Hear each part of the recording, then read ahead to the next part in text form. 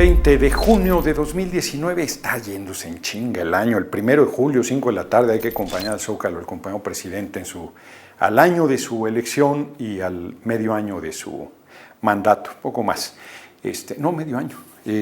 Fíjense que quiero hablar a propósito sobre el fuero constitucional. Se equivoca el compañero presidente cuando quiere quitarse el fuero. Es un error, ya lo he dicho, pero miren, estoy leyendo el Fuero Constitucional de José Becerra Bautista.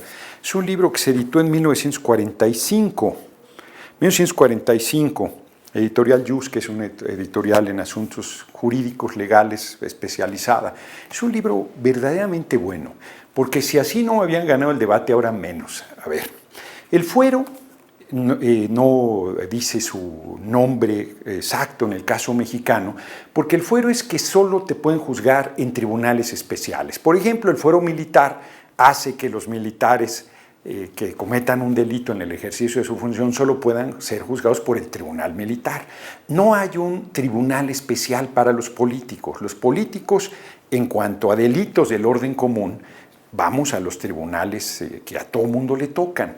Lo que existe es un procedimiento diferente, porque te pueden inventar un delito y entonces la Cámara de la que formas parte y el Congreso en su conjunto, si eres presidente de la República, debe determinar que te retire ese fuero para que vayas y seas juzgado. Quien diga que hay protección no la hay, ahí está el caso del diputado de Hidalgo, Charrés, que fue desaforado y está enfrentando a los tribunales de Hidalgo. Bejarano le retiraron el fuero y fue 10 meses a la cárcel. Godoy Toscano, que lo metieron a escondidas, se le retiró el fuero y desde entonces está desaparecido. Entonces no pueden decir que hombres y mujeres de izquierda sean protegidos por el fuero, siempre han sido juzgados. Y como he insistido, los alcaldes no tienen fuero y a pesar de eso no están en la cárcel por actos gravísimos de corrupción, no pocos de ellos. Bueno.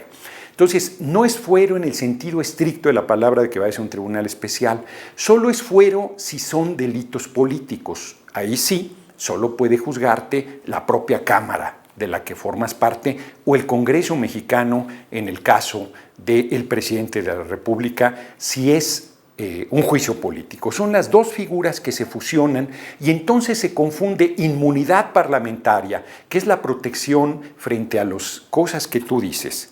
Y miren qué interesante esta reflexión. Dice, esta disposición de la inmunidad parlamentaria, de que no puedes ser juzgado por lo que dices en la tribuna, viene desde 1824, desde la primera Constitución, y es una figura que viene desde el siglo XIV del Parlamento británico. Es una figura mundial, no es una figura exclusiva de México.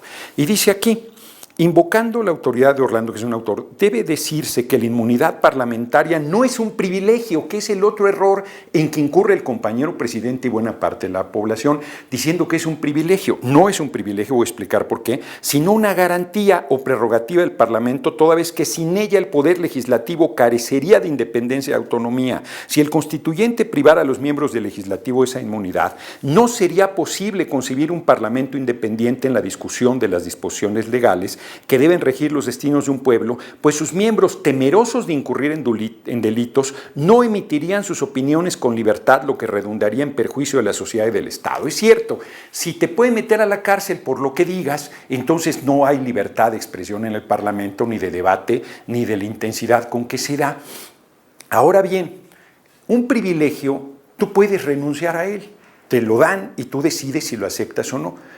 Una garantía o un derecho es irrenunciable y el fuero constitucional es irrenunciable. Desde el momento que accedes al cargo, tienes esa protección que no solo es por lo que debates en la tribuna en el ejercicio de tu función, sino para que no te inventen un delito. Y cierro. Yo fui dirigente de los deudores de la banca y me inventó Mario Villanueva, gobernador de Quintana Roo en ese tiempo, que yo había dado un puñetazo en la cara a un policía judicial y del puñetazo le había luxado el tobillo derecho. Así está el expediente de este grosor. Fui a la cárcel, salí bajo fianza y estuve un año sometido a un proceso, iba a firmar una vez al mes a Cancún. Al final fui absuelto porque era una patraña, evidentemente. Si yo hubiese sido diputado, no me habrían podido meter a la cárcel con esa patraña. Hubieran tenido que pedir mi desafuero y se habría demostrado que era un absurdo. Imagínense que yo voy a una discusión, 16 mexicanos concentran 143 mil millones de dólares, logro una ley que haga que tienen que pagar sus impuestos y son 40 mil millones de dólares lo que están en juego, voy a esa discusión fundamental, soy el promotor de la iniciativa, será un debate muy importante y en el camino me chocan o me inventan cualquier delito, me llevan detenido y me sacan de la discusión un año por lo menos, porque me meten a la cárcel con un delito inventado. Es muy importante la inmunidad parlamentaria, el fuero constitucional, como se le llama en México, y es una irresponsabilidad quitarlo, sobre todo al presidente, porque tú podrías fácilmente, acaban de pasar las elecciones del 2 de junio, y dijeron que había intervenido el gobierno, lo cual es un delito electoral y es falso. Bueno, un juez que son muy corruptos y que están en contra de nuestro gobierno, dice que sí procede, lo mete a la cárcel y nos quedamos sin presidente de la República, sin una revocación del mandato, sin una exigencia popular, con un delito inventado, solo porque al compañero presidente se le ha olvidado que siendo jefe de gobierno lo desaforaron y estuvieron a punto de meterlo a la cárcel y si algo lo salvó fue el fuero y el respaldo popular. Es suicida quitar el fuero, como es un error la revocación del mandato obligatoria a mitad del sexenio. Que la oposición junte sus firmas para pedir la revocación del mandato, pero no obsequiemos una herramienta que se las hemos dado y que a pesar de que se las hemos dado, la siguen negando y del Senado se acaba de retirar la discusión de la revocación del mandato. Léanse este librito, El fuero constitucional de José Becerra Bautista, y verán que no tienen razón quienes están planteando la desaparición del fuero constitucional.